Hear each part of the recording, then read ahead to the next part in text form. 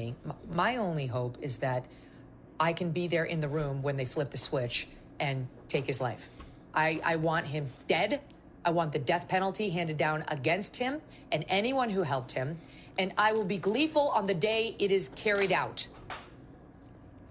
I honestly don't know how that squares with my Catholic faith, to be honest. We're not real pro the state killing people or humans taking other humans' lives, whether it's in the womb or in the course of a crime. But we are pro-justice. And the Bible does say an eye for an eye. And there is no deterrence. I'm sorry, the deterrence, I do believe, requires the death penalty in the most heinous of cases. And I do believe it should be reserved for the most heinous of cases. And this is that. This is that. Charlie was shot down in the prime of his life. He had so much yet to offer. He was a loving father of two. He and Erica adored one another, lived for one another. They had so much yet to do. She wanted 4 children. So did he. He desperately wanted 4 kids. They have 2 and will never have another. Everything he's been cheated out of, everything those children were cheated out of, every happiness Erica has been cheated out of, everything the world, the country, a future president, we all believe, that we've been cheated out of, he deserves to be put to death when he's convicted of this crime, which in my strong legal... Shalom, all praise to Yahweh Shem El Shai, Bashem HaKadosh, the belongers to the elders and the apostles of GMS, great millstone, from Rolling Teach Well, who taught us this truth. This is your brother Yeshua from the GMS Atlanta camp. And here we have an Edomite going off about an injustice in her eyes. She is going off about what she perceives to be an injustice of a man that was spewing hatred being taken out by another man that spewed hatred, except he didn't spew it in the way of the words, but he spewed it in the way of the actions. We live in a world where we are told to stand on business until it's time to stand on business. Then they don't want you to stand on business. We live in a world where they want justice for a crime, but they don't want justice for their crimes. So lock you for that long introduction, and her stuff does not make sense. See, what is the one thing that she said, and this is why Christianity isn't the truth. She said, I want to be there when he gets taken out. She said, I want to be there when they flip the switch. She feels so tightly. She feels so holy. This is, in her mind, this is what she was put upon this earth to do. She would love nothing more than to see another man's life be taken from him. But she can't comprehend that. She can't bring that to terms when it comes to her false belief as a so-called Catholic. We can. Isaiah 28 verse 10. For precept must be upon precept, precept upon precept, line upon line, line upon line, here a little and there a little. Why do I bring that up? Because here we are. Here we, so-called blacks, natives, and Hispanics. Here we are waiting for our justice. Where is our justice? Why is it that when a so-called black, native, or Hispanic calls for justice, why doesn't that go? Why doesn't that make national news? Why is it that a so-called Edomite can sit there and call for justice? She wants to sit there and watch a man die. Why is it that a Edomite can sit there on national television and say, I want to see a man die right in front of my eyes, but the minute that a so-called black brings up slavery, we are told to forget about it? Why is it that when the second that a so-called Native American tells you, hey, you know what, I'd like to, bash a so-called white baby's head up against a rock, why is that called violent? But this woman is out here, blatantly saying she wants to see a man die. What if a so-called Hispanic was to say, you know what, I'd like to put a couple whites in a Sekhat. I'd like to put a couple whites in Sekhat where they can no longer see the light of day, literally the light of day. You could no longer see the sun, or you could no longer see the light of moon. I would like to see a couple of whites sleep on steel beds. I would like to see a couple of whites never be able to contact their family. Never be able to contact their sons, never be able to contact their mothers, their children. The minute that comes out of our mouth, what do they say? Oh, well, I wasn't a part. But yet here they are. Yet here we see them. Here we see them, man. Let's get the next precept. Psalms 139, verse 21. And this is an answer to the question that she doesn't have. This is the answer that she doesn't have to a question that she proposed. She said, I don't know how that lays in with my Catholic faith. Well, the scriptures make it very clear. Psalms 139 and 21, do not I hate them? Oh, Yahweh Hashem Yahushai, that hate thee, because truly we do hate these people. And why do we hate them? Isn't that a righteous thing to do? Here it is, we can watch this, a so-called white female here, talk about how she wants to watch a man die, watch a man have his brain fried. I mean, think about that. She wants to watch a man's brain fry right in front of her eyes. Okay? And that's okay. But the scriptures, the Israelites have been praying for the same thing. You know what? You can get your judgment. How's about that? How's about this, Megyn Kelly? How's about you get your judgment because, really it is righteous. Eye for an eye, yeah. Really it is. How about you get your judgment and then the Israelites get their judgment? The minute you pose that question, they walk everything back. Why? Because they have a lot to pay for.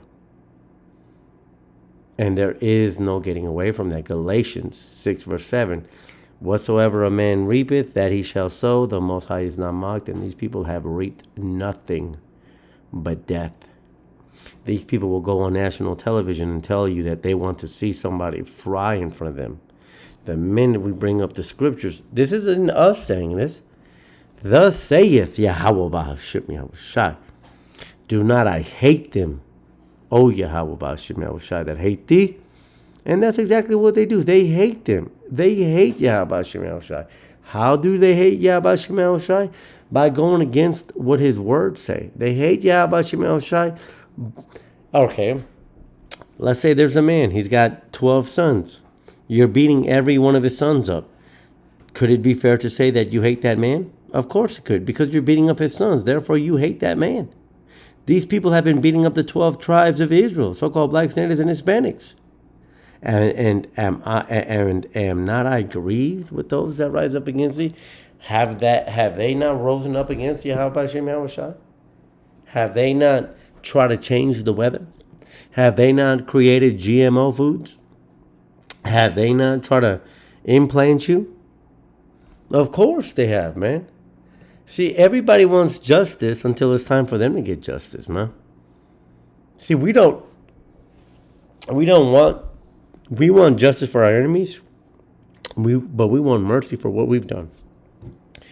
In their minds, they don't think that they deserve mercy. They think that, what's the word I'm looking for?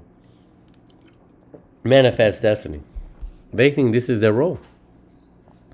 But the scripture says, I hate them with a perfect hatred. See, we're called to hate these people. In the same breath that this woman will tell you she wants to see a man cry and have his brains dried out, because we have fluid in our brains. She wants to see that brain dried out and fried. In that same way, hey, you know what? So do we. This is a prayer of the righteousness. The fervent prayer of the righteous availeth much, doesn't it? She's praying for justice, so are we. Let's see who gets it first.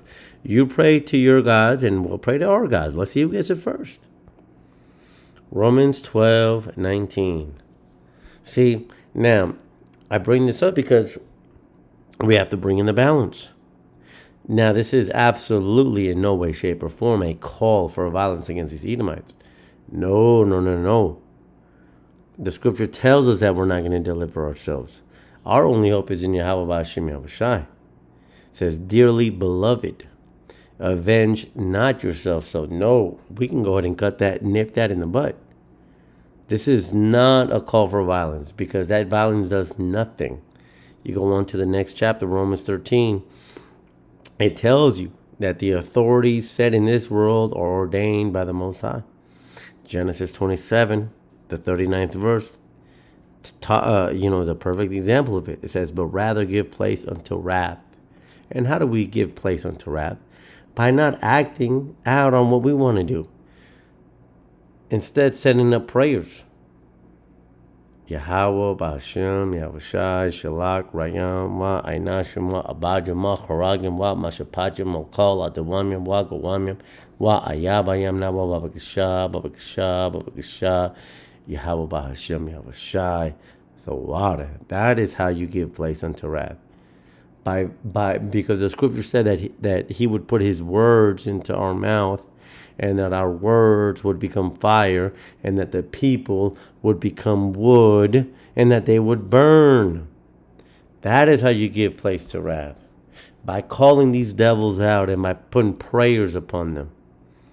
Vengeance is mine. That's right. Why is vengeance the Most High? Vengeance is the Most High. Why? Because we went off. We deserve the punishment that we're going through.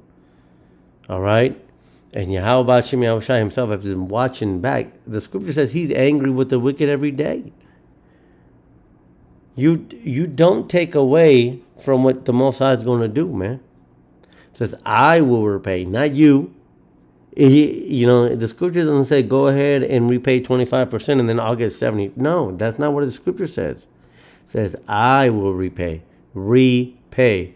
Pay back again in full. The big payback. Like James Brown said, man. Let's see what the next precept goes into. Oh yeah, Proverbs 1:16. And these are just a couple precepts that I had pulled up after watching that video, because she's going off, man. These people, Proverbs 1:16, for their feet run to evil and make haste to shed blood. She can't wait. She's praying. She's praying for the day that she gets to see a man fry in front of her eyes. She's praying for that, and that's okay. Everybody claps. They clap like seals for this shit.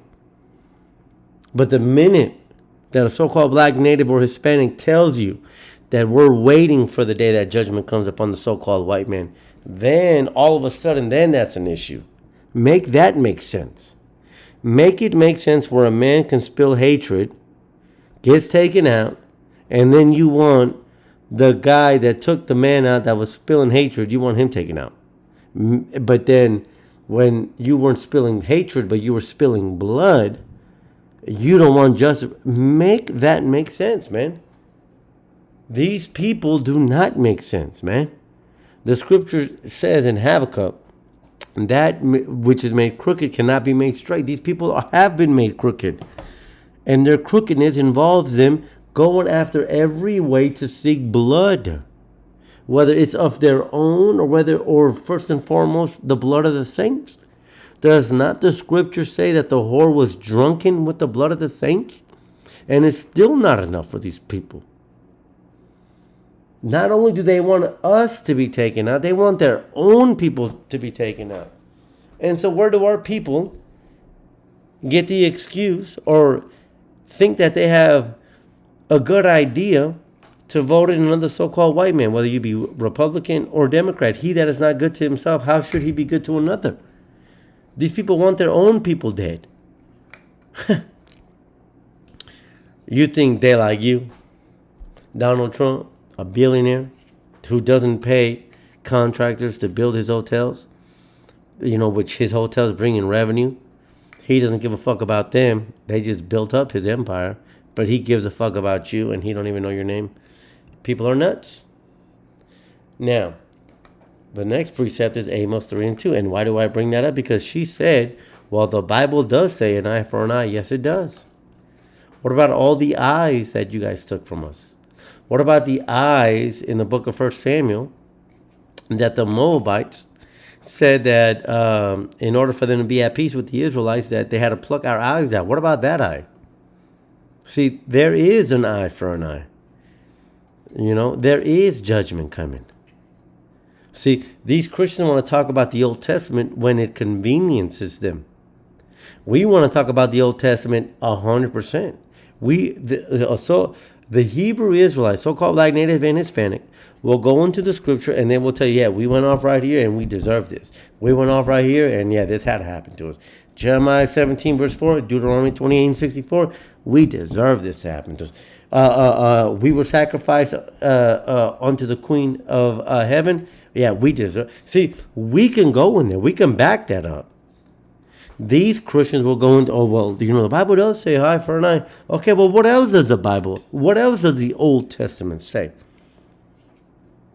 Amos 3:2, you only have I known of all the families of the earth. Therefore, I will punish you for all your iniquities.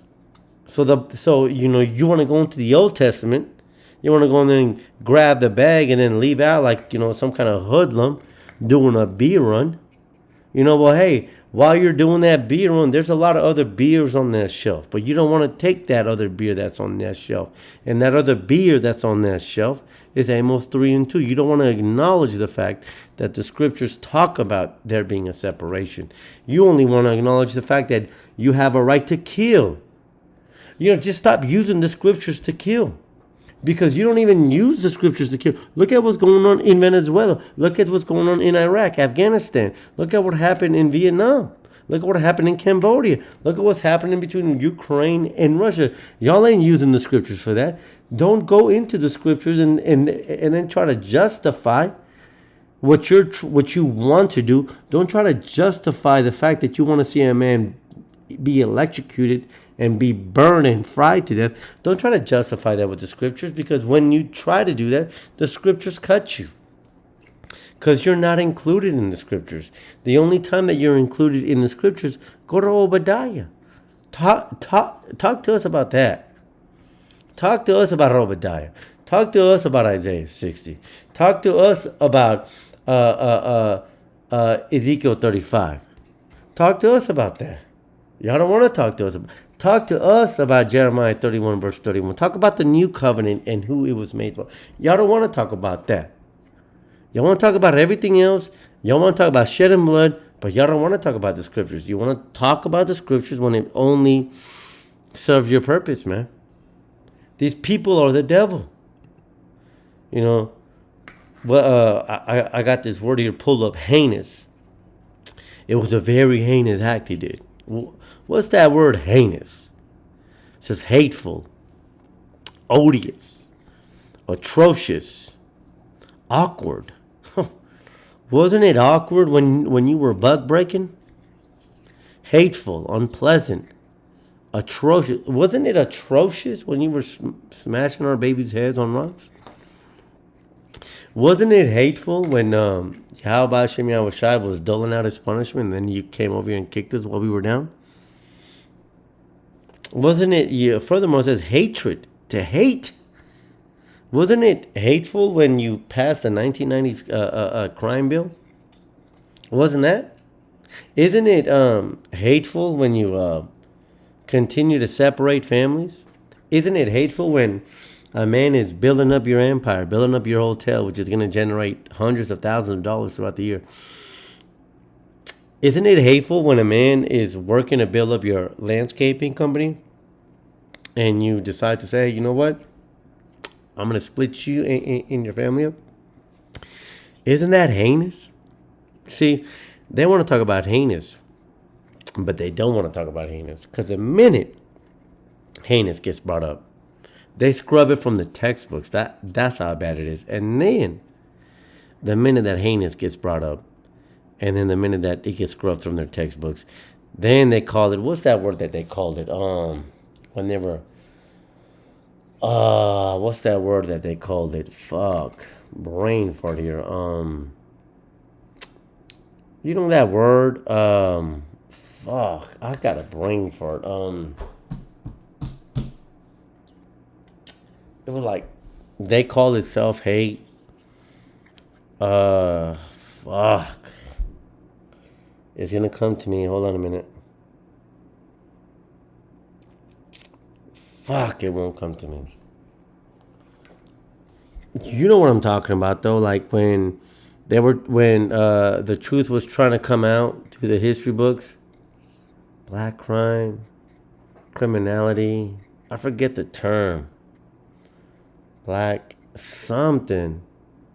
I forget the term when minorities were trying to push a true crime, black crime. When minorities were trying to push the truth about what happened to our people, and then they called it no, oh yeah, no, you can't do that because that's racist. Speaking the truth is not racist. These people are through. These people don't have a place to stand on. This bitch want to talk about I want to be in there when he sees you're not. See, she's over here praying that she sees a man's death. That she had nothing to do. You may have interviewed him. You may have done a couple talk shows with him. You had nothing to do with that, though. You don't. Give me a time when Megyn Kelly had something to do with that dude.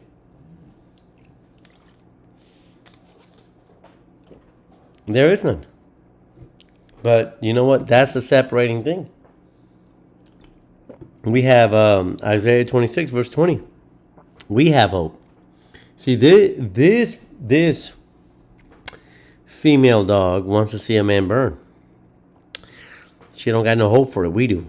We're going to see the biggest whore burned. Isaiah 26 and 20. Call my people. Enter thou into thy chambers and shut thy doors about thee. Hide thyself as it was for a little moment until the indignation be overpassed.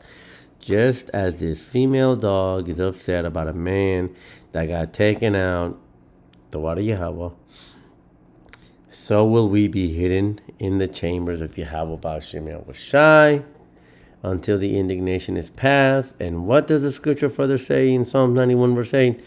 Only with thine eyes shalt thou behold and see the reward of the wicked. See, she is, even though she's seething at the mouth, foaming at the mouth, like a rabid dog, rabid female dog, if you get what I'm saying. She's foaming at the mouth and she wants to see this happen. She ain't going to see it happen. We are going to see it happen. We will get to see the destruction of this place. We will get to see the destruction of these people who have bashed our babies' heads upon rocks. The people that have fed our babies to alligators. The people that threw smallpox blankets upon us.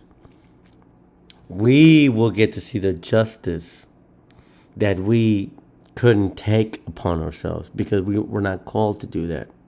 We will get to see the reward of the wicked, and this is the patience of the saints. Why do I say that? But because you go into Acts 1 verse 6. This is the patience of the saints. The very first thing that the saints asked when Yahushua came back after he was crucified, will thou now restore the kingdom unto Israel? What does that mean? What is the kingdom of Israel? The kingdom of Israel is Joshua putting his boot upon the necks of his enemies. The kingdom of Israel is judgment upon all the other nations. Only with see, this is our hope, man. We have hope. We're going to see it, man. And that's a beautiful thing. I'm going to end off with this in Sirach 25 and 7. There be 9 things which I have judged in my heart to be happy. It's a beautiful thing. What's that in Donnie Brasco? Oh, yeah. Check that out. That's a beautiful thing. Oh, it's a Fugazi. No, this right here, this ain't no Fugazi. This is a beautiful thing. In my heart to be happy. And in the 10th, I will order with my tongue a man that has the joy of his children. And what else is best? And he that liveth to see the fall of his enemy. And who is our enemy? First and foremost, the wicked Edomites. And then everybody else named in Psalms 83. She is dying and seething from the mouth to see justice be doled out. Hey, so are we. Let's do this. Megyn Kelly, you pray to your God, and we'll pray to our God. Let's see who answers first.